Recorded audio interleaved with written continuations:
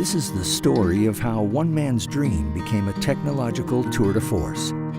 How the entrepreneurial spirit of Arthur Parker would ultimately materialize into the global leader in motion and control technologies. In 1917, it begins. Arthur Parker establishes the Parker Appliance Company, along with his partner Carl Clam. The small machine shop in Cleveland, Ohio, would build pneumatic brake systems for trucks, trains, buses, and a new invention called the airplane. In just over a year, however, Art would find himself devoted to another endeavor, fighting for America in World War I. Back from a harrowing war, Art experiences a devastating setback. While traveling to a trade show where they would demonstrate their brake systems to several large bus and truck manufacturers, a trailer carrying Parker's entire inventory falls off a cliff. Parker declares bankruptcy. In an effort to restart the company, Art files for a patent for a two-piece flared tube fitting. The new fitting, which could be used in thousands of applications, would be the foundation for the new Parker Appliance Company. In 1924, Art reopens the company. With the new company in place, Art begins his lifelong study of the aviation industry with aircraft pioneers. They would depend heavily on Parker controls and valves. Charles Lindbergh makes the first transatlantic flight with Parker's fuel system on board his plane, the Spirit of St. Louis. This historic event marks the beginning of Parker's remarkable relationship with the aerospace industry. Art Parker marries one of his very first employees, Helen Fitzgerald, a progressive and determined woman. In 1929, within 2 years of their marriage, their son Patrick Parker is born. They would have 3 additional children, creating a vibrant, loving family. Because of the orders from the aviation industry, Parker survives the Great Depression. Their employees never miss a paycheck. In 1935, to accommodate an ever-growing workforce, Parker buys the former Hupp automobile plant, a 450,000 square foot building in Cleveland, Ohio. With 40 patents and sales of $3 million in 1939, Parker is ready for the country's call to arms. During World War II, Parker has only one customer, the U.S. government. It's a testament to the trust in Parker products. To support the war effort, Parker grows from 910 employees in 1940 to 2,600 in 1941. Sales from 1940 to 1945 rise from $3 million to nearly $22 million. On New Year's Day, Art Parker dies suddenly. Against the advice of the board, Helen Parker reinvests the proceeds from her husband's $1 million life insurance policy back into the company.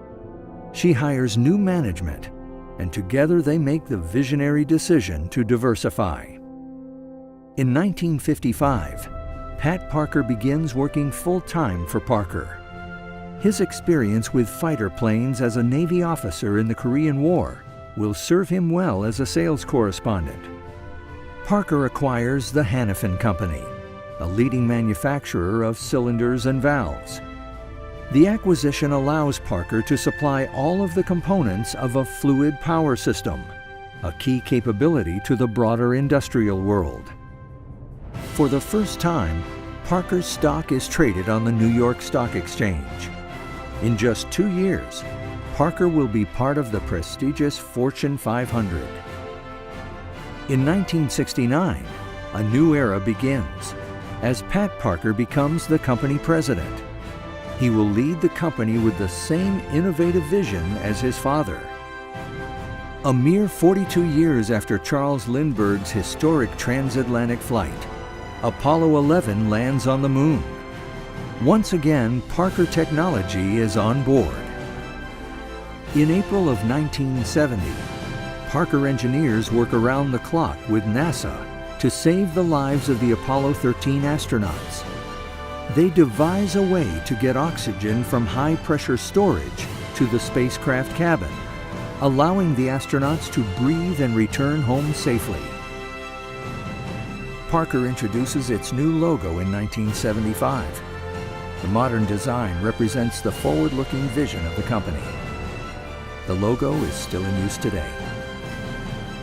After 10 years of strategic growth, Parker reaches a significant milestone: sales of $1 billion.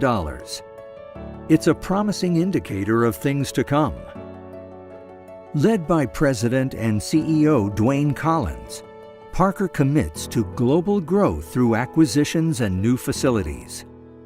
Supported by a robust network of independently owned distributors, Parker is now serving customers in 120 nations.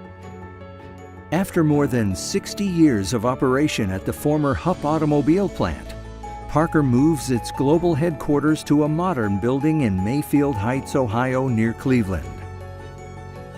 Don Washkowitz takes over as president. He charts a new course for the company with his innovative win strategy. In a down economy, the company grows. On July 6th, Pat Parker passes away. With a half a century of leadership, he had an enormous influence on the company.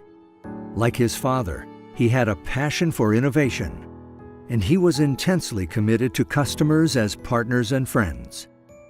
In 2007, Parker adopts a new brand strategy, a cohesive program to unify the company worldwide. The plan would include a new tagline to support its promise of partnering with its customers to increase their productivity and profitability. Parker pledges to have a positive impact through their commitment to solving the world's greatest engineering challenges. Marking 100 years, Parker has grown to a global enterprise with approximately 50,000 employees, 400,000 customers, 800,000 products, and annual sales over $11 billion. An astounding achievement for a company that began with only one product and not a single customer. As Parker looks to the future, it sees a world where its products and technologies play an increasingly important role in a developing world. Parker is connecting a century of engineering know-how, technical leadership, and application experience with the power of the digital world. Advancements in sensors are allowing greater connections through the Internet of Things. Medical applications and the development of wearable robotics promise to improve the quality of life. Energy efficiency is improving through grid-tie battery storage and the use of renewables. And clean drinking water is made possible with the use of advanced filtration technologies. To all the leaders, team members, customers, shareholders, and countries, thank you for making Parker possible. We look forward to the next 100 years.